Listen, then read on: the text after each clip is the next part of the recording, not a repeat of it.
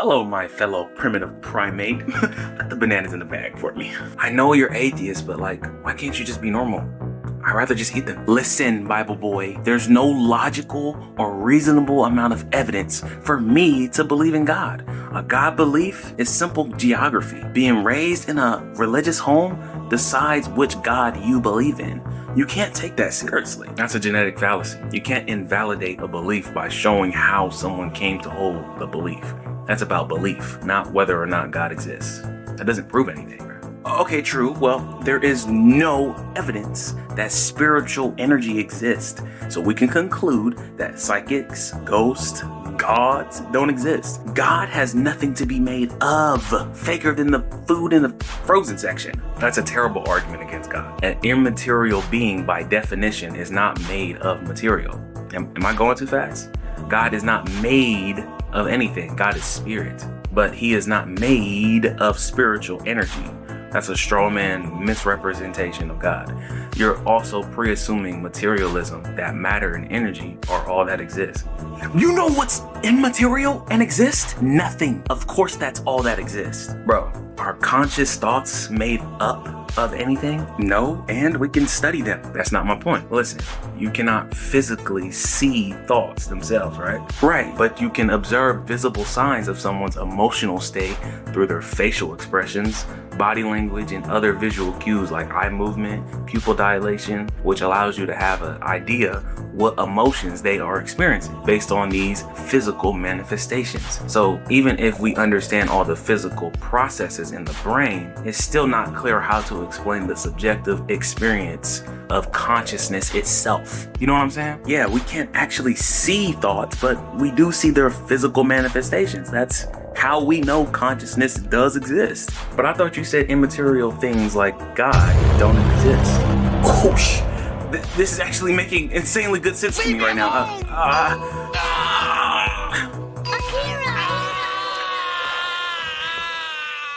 That's a problem for materialism. Maybe atheism doesn't make sense. You say God's not real, but his physical manifestations are all over the place in the exact same way.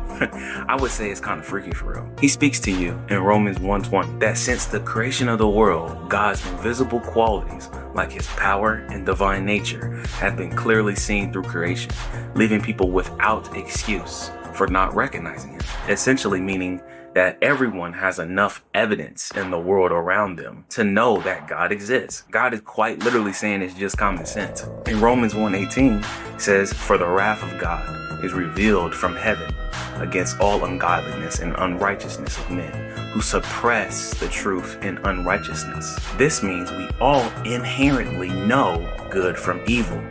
We know morally right from wrong. We know God exists because he is the source that tells us so logically. That's how we discovered the laws of science in the first place. And the founders of the basis of science itself give credit to God for finding it out. But he says some people suppress it in unrighteousness when it doesn't have to be that way.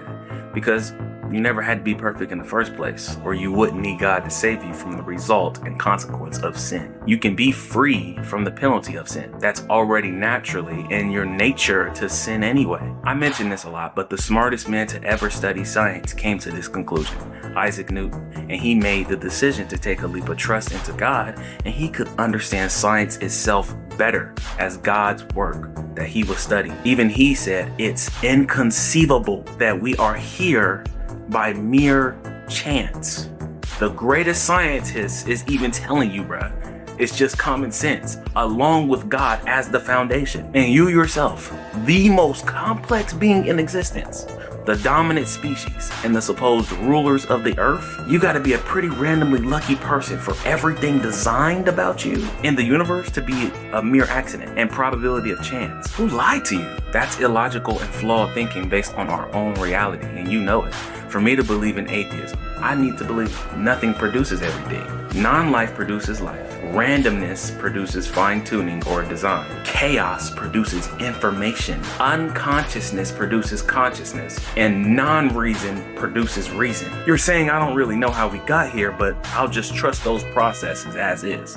That's the definition of blind faith. You're actually skeptical of the wrong thing. It's not word salad or yap. It's pure logic. That takes more faith than to just believe in God rationally. It's beyond self-denial. I'm not gonna lie to myself about reality like that, bro. Love him or hate him, God will always be the better logical alternative that makes sense of our reality. Always. I think critically. I refuse to be a lazy thinker and say, I don't know. That's not good enough for me. I'm not comfortable not understanding and knowing reality. That's something you should know when you're walking around living it every day. You know what I'm saying? Like, what are we talking about? You're basically saying you're on autopilot. Hey, John, do you know where you're going? Well, you know where you're walking to?